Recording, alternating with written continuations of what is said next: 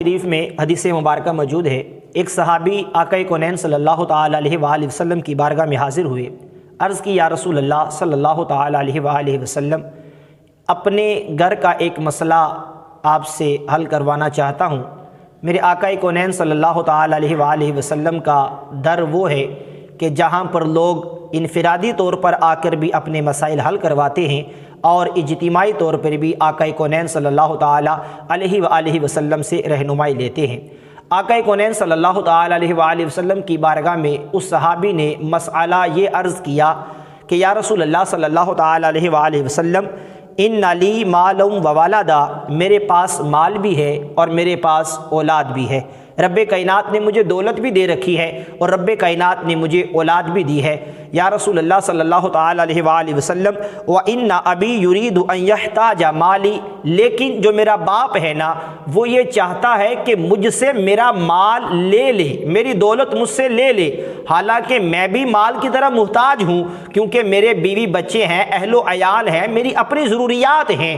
آقا مجھے بھی مال کی حاجت ہے، لیکن میرے باپ یہ ارادہ رکھتا ہے کہ وہ مجھ سے میرا مال لے لے۔ جب یہ اس صحابی نے آقا کونین صلی اللہ تعالیٰ علیہ وآلہ وسلم کی بارگاہ میں عرض کیا تو قربان جائیے سید عالم صلی اللہ تعالیٰ علیہ وآلہ وسلم نے کتنے خوبصورت انداز میں ایک باپ کی شان کو واضح کیا اور قیامت تک کے آنے والے مسلمان کو بتلا دیا کہ یہ نہ سوچنا کہ مال میرا ہے اور لینا باپ چاہتا ہے۔ آقا کونین صلی اللہ تعالیٰ علیہ وآلہ وسلم نے بڑے خوبصورت انداز میں اس صحابی سے فرمایا، اے صحابی، انت و مالک لابیکا، تم بھی اور تمہارا مال بھی دونوں تمہارے باپ کے ہیں۔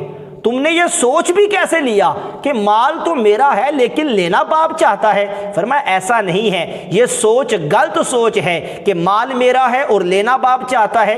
کیوں؟ اس وجہ سے کہ باپ جو ہے وہ اصل ہے اور بیٹا اس کا جز ہے اور اصل جز کا مالک ہوتا ہے۔ اور آقا کونین علیہ الصلوۃ والسلام فرما رہے ہیں کہ تمہارا باپ تمہارے مال کا بھی مالک ہے اور تمہارے جسم کا بھی مالک ہے۔ تم نے یہ کیسے سوچ لیا کہ مال میرا ہے اور لینا باپ چاہتا ہے؟ فرمایا تم بھی اور تمہارا مال بھی دونوں تمہارے باپ کے ہیں۔ تو ہمیں بھی غور کرنا چاہیے کہ آج ہم دنیا میں اگر چند روپے کمانا شروع کر دیں تو باپ کے سامنے ہم یہ کہتے ہیں جی میرا مال ہے، میری دولت ہے، میری محنت کی کمائی ہے۔ میرے بھائیوں غور کریں، والد نے تو خون پسینہ ایک کر کے دن رات محنت کر کے ہماری ہر خواہش پوری کی، لیکن یہی جب باپ بوڑھا ہو گیا، ہم کمانے کے قابل ہو گئے، اللہ نے ہمیں عزت دی، ہم مال و دولت جمع کرنے والے ہو گئے، تو اب ہم کہتے ہیں کہ باپ میرا مال لینا چاہتا ہے اور باپ کو پیسے دینے میں، باپ کی خدمت کرنے میں ہمیں مسئلہ ہوتا ہے۔ ایسا نہیں ہونا چاہیے، کیونکہ آقا علیہ الصلوۃ والسلام فرما رہے ہیں انت و مالک لابیکا،